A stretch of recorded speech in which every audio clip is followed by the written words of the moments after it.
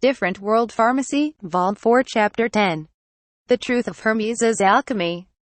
The day has come for the planned alchemist gathering. After finishing the day's work and completely closing the pharmacy to attend the gathering, Ellen disguises herself using a man's outfit and presents her transformation in front of the staff as she previously announced. "Ah, Eleanor-sama, you look wonderful. A very handsome young man. It's so cool," Lot praises her innocently. "Alright. Why don't you take a picture of us, Lot-chan?" "Yes. I'll take a lot." Ellen wears her boots up to her knees, dons a long cloak, and uses a tricorn as the final touch. Her appearance is a handsome young man with long hair under his hat, pince-nez with a rugged beard. Falma wears a simple disguise, and the two start to pose for a photograph session. Didn't Ellen just want to experiment with cosplay? She looks way too good. Her dignitary image of a noble stands out, but that's just Falma's impression. Hey, I'm looking forward to working with you today." The door of the pharmacy opens, and an old gentleman appears before them, entering into the place without prior notice. "Who is that?" "Ha ha ha, it is me." Pierre wears glasses and has a gray wig. He's also in disguise. At a glance, we didn't recognize him. Hey, they've all done all this for Falma. Lot eyes widen. I can't feel motivated by Falma's simple disguise. Ellen makes a bitter face. Aside from everyone else's elaborate disguises, Falma wears a simple robe with a deep hood. "I use this because I can simply get rid of it if I have to." He emphasizes his selection based on rationality. Isn't that simple selection a little ridiculous? Why does anyone walk along the streets with such an appearance? If you haven't noticed it yet, you don't want to go in that style. Falma leaves the pharmacy and returns after a short time later. He takes off the hood and glows in embarrassment. "Did you get caught? Did you get called out?" "Yeah. About 10 people recognized me." While looking at the hand mirror, Falma falls into serious frustrations. "It's too difficult to be in disguise. I'll have to do my best so I don't stand out more." Ellen is frightened and has no words while looking at him. "It can't be helped, Falma-san. I know the reason for your failure, so can Lot-chan lend you some of her plain clothes?" What does it mean I have to cross-dress? Lot panics more than Falma at this point. There's a lingering feeling of a scary spectacle to come. About the disguise. "I like the clothes I'm wearing at the mansion I've selected, but I'm too tired to fetch it, so just lend what you have to me." Lot and Ellen put their hands on Falma's shoulders. The height difference between Falma and Lot has gradually opened up recently, but her skirt can still be worn even if her height is slightly shorter than his. "There are larger ones that I can lend them to you." Lot betrays Falma's expectation daringly. "Stop it. There isn't any other choice, Falma-san. I'll help you change your clothes." Falma resists for quite a long while before changing into Lot's clothes. Lot usually helps dress Falma with his clothes as his servant at the mansion and knows Falma's the body size quite well. He finalizes his disguise with a servant's apron just in his size. "I'll never be able to walk around in this." When he thinks he can't, he is already in Lot's clothes in a blink of an eye. And with the prepared materials at hand, Ellen puts the final touch using a hat and a long-haired wig. Then the part-time pharmacists quickly apply makeup on him. "Oh my Falma-kun, you are too adorable. Aren't you such a beautiful girl?" Lot nods her head in agreement. But Falma is disappointed at himself. This is awful. Where is the pride in being the alchemist's disciple? The skirt might as well can be said to be a mogul. Falma's impression of himself as the only alchemist who wears a skirt who tries to sneak into that gathering. First of all, he doesn't like to be the only alchemy who's wearing a skirt. It's only logical that chemists who handle dangerous chemicals do not leave their skin exposed wearing such outfits while protecting themselves. "Oh my, since we're done, do you want to take a look in the mirror?" "I don't want to look." Falma vigorously shakes his head with all his might. Lot immediately takes a picture of him. "Don't take a picture of me." "Sorry Falma-sama." Pierre bitterly laughs and expresses his compassion. "Ah, this is enough. Let's go." Falma appears tired before he even leaves. Riding on Pierre's wagon, the group of 3 alchemists head to a gathering called the Alchemist Study Group. The gathering is said to be held in a large building on the outskirts of the imperial city. From a distance, Falma and his colleagues see the gathered alchemists and pharmacologists who stand around at the basement entrance of the venue building, as their membership fees are being collected before entering. With a short period of time, 30 people can be seen entering. The venue seems to be successful. The event is thriving. How much is the membership fee? Falma asks Pierre in a whisper. Pierre folds his finger to show the amount. Really, they charge that much? And yet, it's so successful. The entrance fee alone is this amount, and the mysterious method sales are even higher. It's okay, I've withdrawn enough money for the fees. I'll take care of this for you. Pierre is in tears because the price is too high. 2. Pierre indicates that they collect a large membership fee for the study session's justified cause. However, it seems that there are many pharmacologists and alchemists who participated in study sessions even after suffering bankruptcies. It is rumored that the leading alchemist learned how to synthesize the Philosopher's Stone, made a lot of money and bet on a one-shot reversal in making their money back. I will pay for us. Falma gives Pierre the money for all 3 people. He states he'll pay for Ellen as well. It's alright, Falma-san. I'm not short with money. I know that, but I'll pay because you invited us. Falma displays a strange side of gentleman's pride while wearing a dress. Really? Thank you. Then, let me thank you for your offer. Oh my, I'm sorry for my inconvenience. Pierre gladly ties up his opened purse string tightly. He looks relieved. Then, it's finally here. Pierre turns around, and Falma's party heads to the venue. Good evening, are we still able to enter? Pierre makes a low bow and greets the admission fee collector. It's about to fill up. Show me the alchemist's badge. Like the other alchemists, Pierre takes out the badge in his chest's pocket and shows it to the fee collector.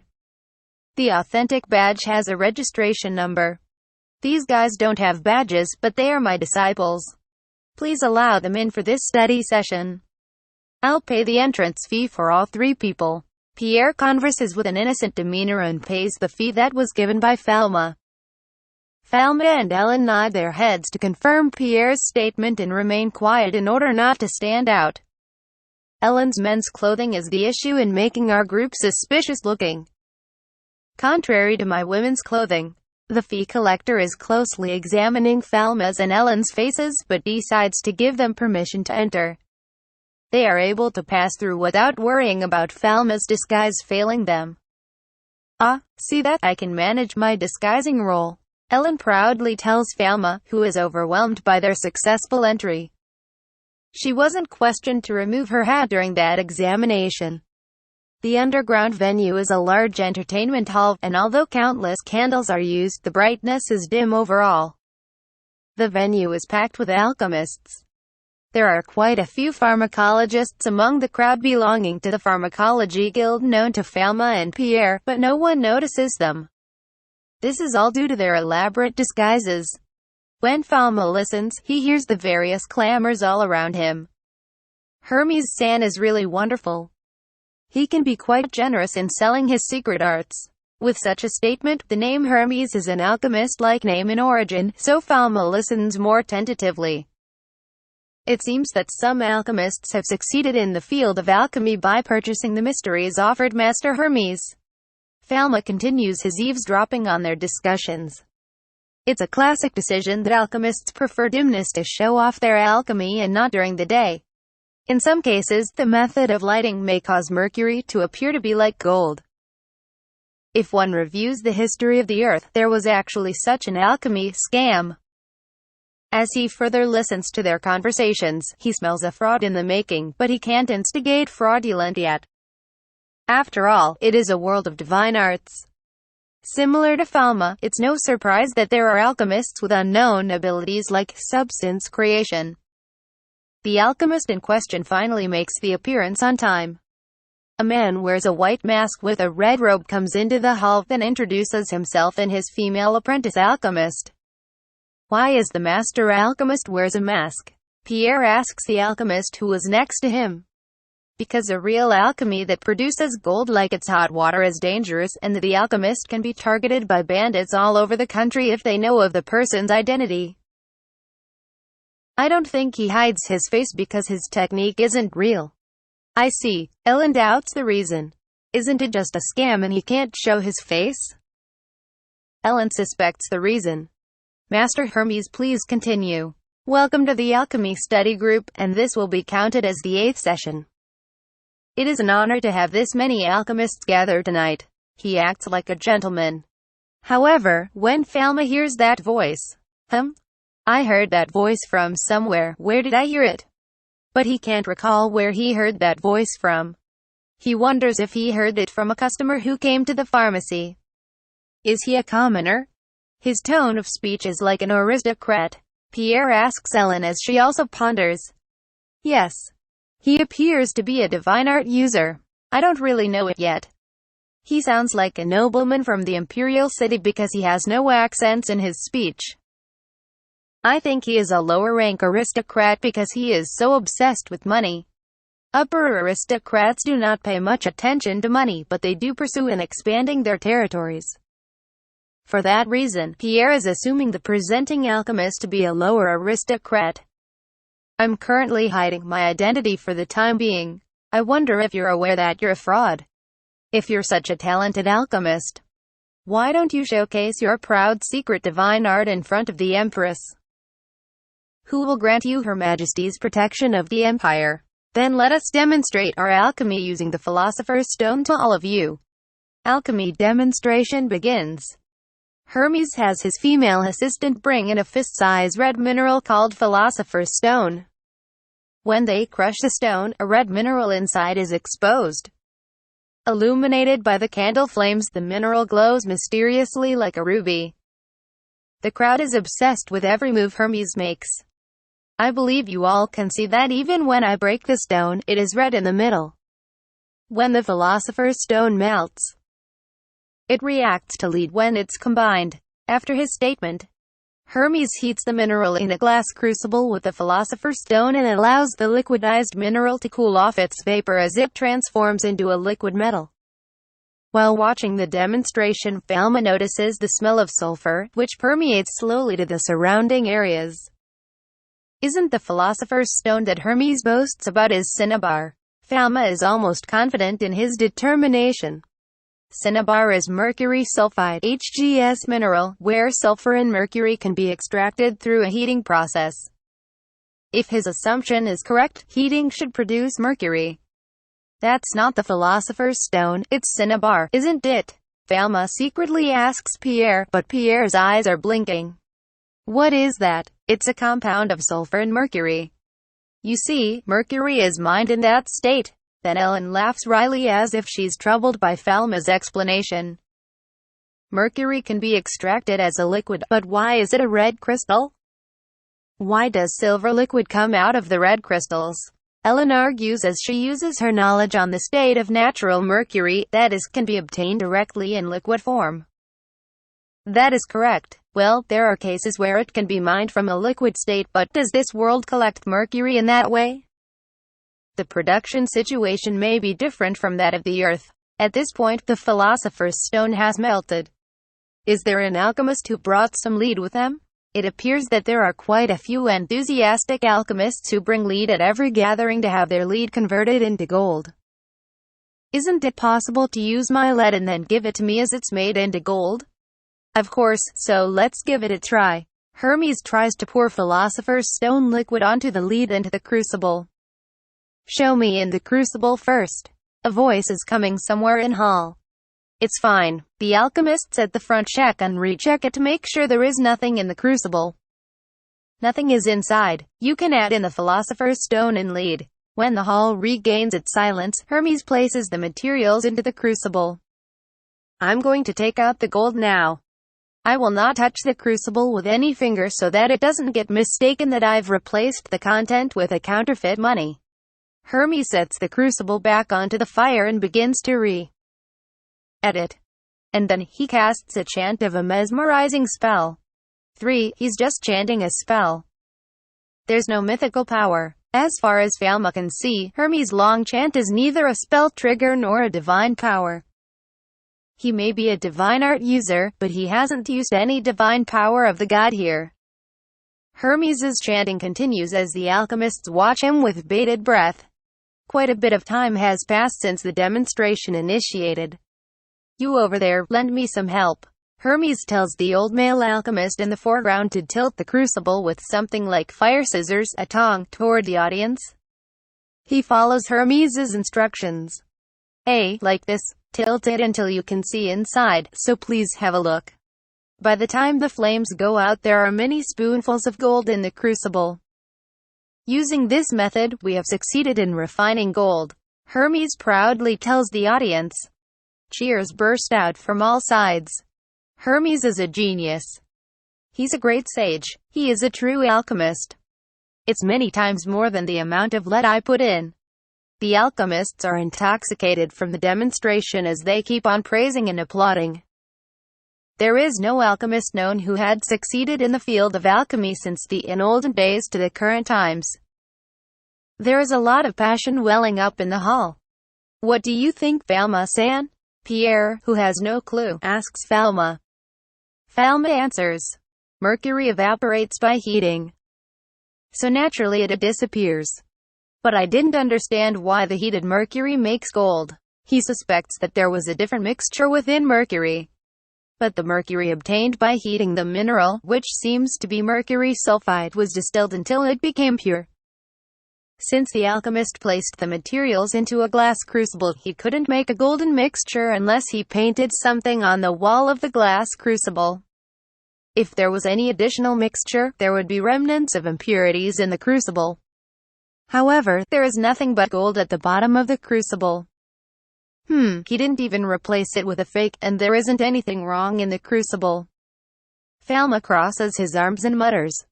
Falma did not see divine art being used, so it's probably an illusion with some planted tricks. Rather than having the mystery revealed to him, it is closer to claiming Falma's senses can see through the planted tricks of the magical act. So then, didn't that philosopher's stone produce gold from nothing is the real thing? Ellen inquires as if she is not convinced. I can't see it to be fake. Pierre also nods in agreement. About that, I think the philosopher's stone is mercury sulfide. The two may finally believe in the existence of the philosopher's stone. But Falma disagrees. I didn't see it at first glance, but the shape of the resulting gold may have been melted once and deposited. I wonder if it was dissolved along with the mercury. Gold dissolves in mercury to form a mercury compound called amalgam. When gold amalgam, which is a mercury compound, is heated, mercury evaporates as vapor and leaves the gold behind.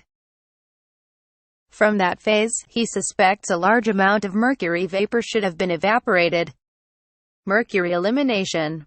Falma cleans up the pollutants scattered throughout the hall on behalf of Hermès' demonstration. Inhaling mercury vapor is not good. Not knowing that, Hermès is bathed in a storm of praises. Some of you may speculate that this is counterfeit money. With a fearless smile, Hermès proclaims his words that the alchemists there are likely to have in their throats. Some alchemists are skeptical. Is there an alchemist who wants to confirm the creation of this money? Check it out. When Hermès overlooks the entire hall, Pierre raises his hand. Is it okay to use a touchstone? Pierre is also an alchemist and has a touchstone to use at the ready. A touchstone is an ore for measuring the purity of gold. When rubbing gold on the touchstone, the color changes depending on its purity. Fake gold is known as counterfeit money. Of course, Hermès is being quite generous. Pierre deliberately polishes the surface of his own golden nugget, then rubs the newly created gold nugget that came out from the crucible against the same touchstone, and finds that it is certainly gold. It isn't the highest purity, but that's merely a refining problem. It is significant news that the money has just been made. Maybe only the surface is gold. Can I break the gold? When Pierre retreats from the front, another alchemist steps forward. Some people suspect that it is just thick gold plating. It doesn't matter what you do. You can measure using the specific gravity. When the man splits the golden nugget with a knife, a brilliant golden color appears in the middle. It's definitely gold. Gold is made from the philosopher's stone and lead. Sell me the secret. There is almost no doubt. If you know that the philosopher's stone is the real thing and you want to buy the philosopher's stone synthesis esoteric technique, please request it from my disciple later. Join me tonight.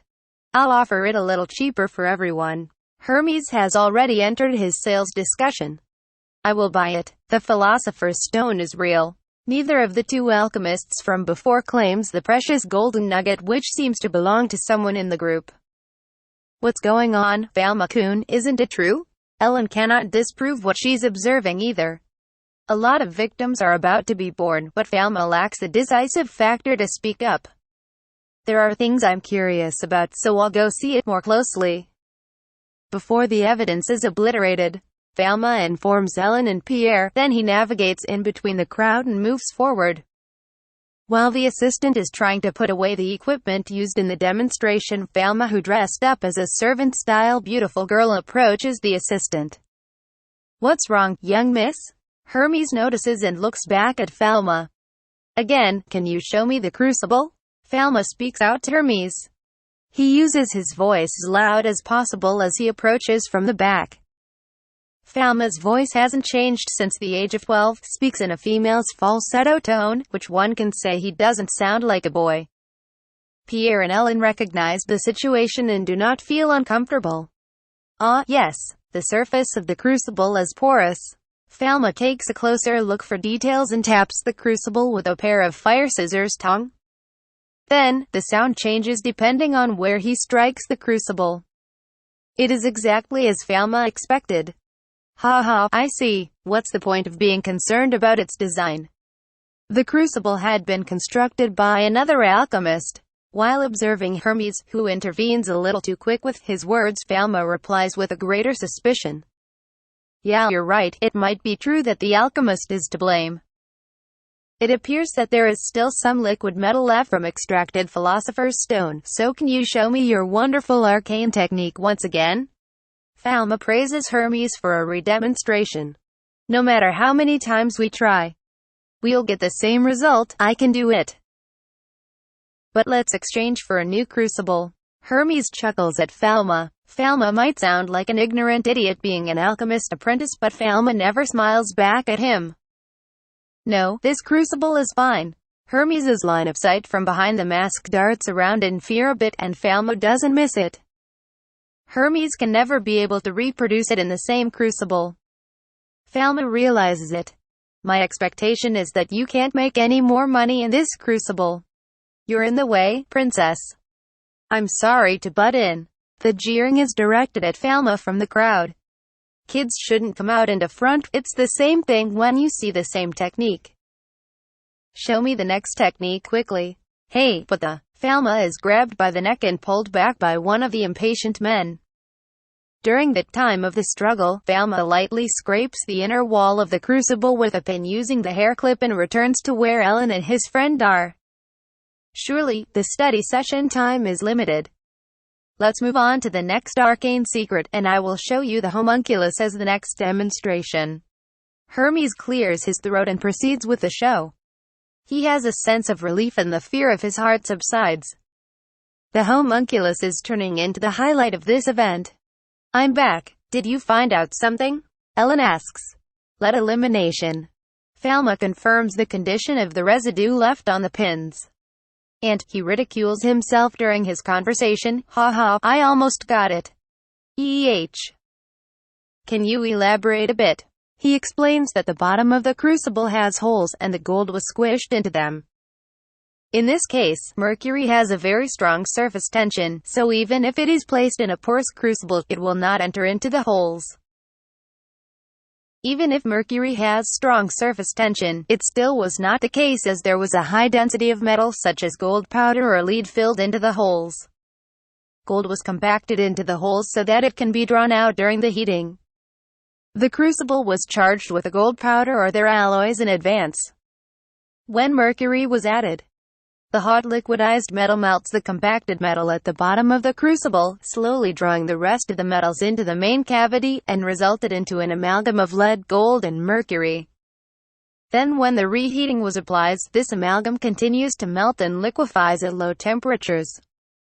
By tilting the crucible during the metals in their liquefied state, gold-lead amalgam is formed from the combination of compacted materials extracted from holes of the crucible. The lead, which had been converted to lead oxide by heating, was absorbed by the surface of the crucible due to the capillary phenomenon acting upon it, but the gold remained in the crucible during the heating. Mercury becomes vapor through the heating process and evaporated, removing it completely. That's why gold remains in the crucible. There is all there is to it. But I didn't understand the explanation at all. Earlier, when Falma struck the crucible with scissors thong and scraped the inside with a pin, there was a void in the bottom, which lead was absorbed onto the porous surface of the crucible. It's a hypothesis at this moment, but I'll tell you if he demonstrates it again. Falma thinks it may be good for Hermès not to be stopped here and allows him to stew in his panic until the next gathering. Well, what can I do from now on? Next time, Falma deems it's good to prepare a crucible and use it for a re-demonstration on his own. It's best to have the attendees use it.